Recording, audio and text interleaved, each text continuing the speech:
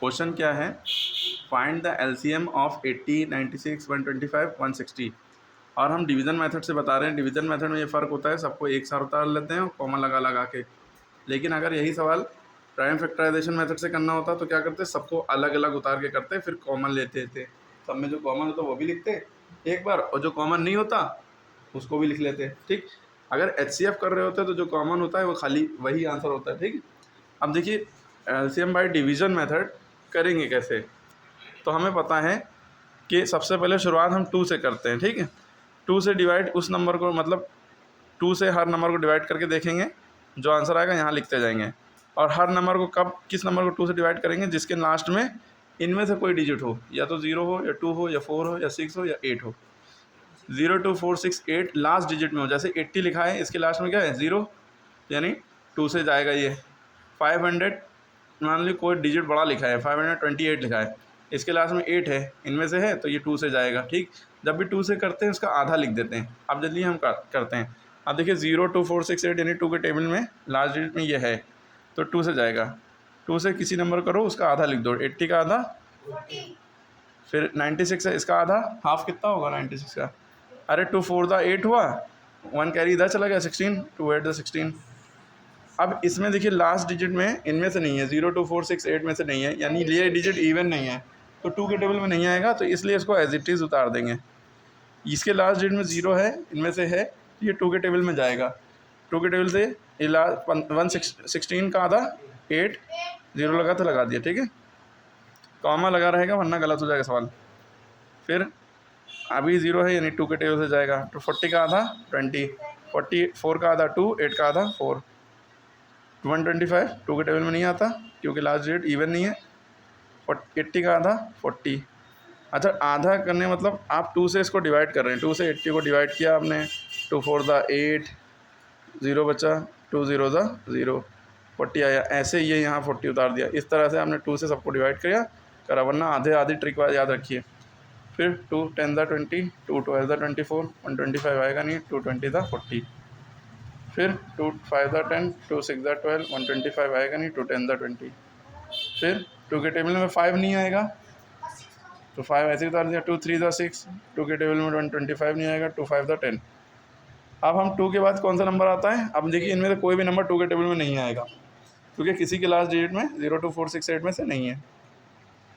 3 के बाद आएंगे, 3 के टेबल में 5 नहीं आता, 5 उतार दिया। 3 के टेबल में 3 आता 1 बार में, 2 1 3, 5 3 8। 3 के टेबल में 125 भी नहीं आता, 5 भी नहीं आता। अब हम 5 पे आ जाएंगे। 5 1 द 5, 5 1 तो लिखा ही था। 5 के टेबल में 125 कितनी बार में आता है, 5 2 द 10, 25, 5 5 द 25, फिर 5 1 द 5। अच्छा, ये 5 के टेबल में 125 कैसे आया आपको नहीं पता, तो 5 से 125 को डिवाइड कर लिए। 5 2 द 10, बचा 2, उतारा 5, 25 हो गया। 5 5 द 25, क्लियर है, इसलिए 25 है। अब फिर 1 आ गया है, 5 5 द 25, 1 ऐसे उतार लिया। फिर एक नंबर भी बचा है तो उसको करते जाएंगे, 5 1 द 5। जब सब 1 आ गए तब ख़त्म हुआ। अब इसका एलसीएम क्या आया इन सारे नंबरों का, ये सारे नंबरों को मल्टीप्लाई कर दिए, जो आंसर आए वही एलसीएम है।